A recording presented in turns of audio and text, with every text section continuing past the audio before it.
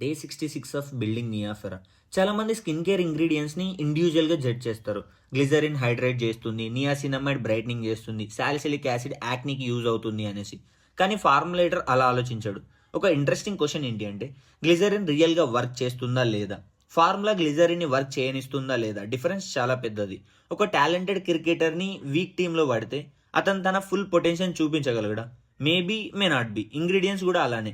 Glycerin ఎంత reliable ingredient అయినా formula wrong ఉంటే కస్టమర్ ఎక్స్పీరియన్స్ చేంజ్ అయిపోతుంది. Wrong preservative compatibility, wrong pH, wrong viscosity ఇవన్నీ కలిసి ఒక మంచి ఇంగ్రీడియంట్ పర్ఫార్మెన్స్ని కూడా అఫెక్ట్ చేయొచ్చు. అప్పుడే నాకు అర్థమైంది ఏంటి అంటే, కన్జ్యూమర్స్ ఇంగ్రీడియంట్స్ని ఎవాల్యుయేట్ చేస్తారు, ఫార్మేటర్ సిస్టమ్ని ఎవాల్యుయేట్ చేస్తారు. That's a completely different way of thinking. Maybe that's why 2 face washes almost same ingredient లిస్ట్లో ఉన్న కంప్లీట్గా డిఫరెంట్ ఫీల్ అవుతుంది. Because ingredients don't perform alone, they perform as a system. ఈ రియలైజేషన్ నాకు formulation science గురించి ఒక కొత్త పర్స్పెక్టివ్ ఇచ్చింది.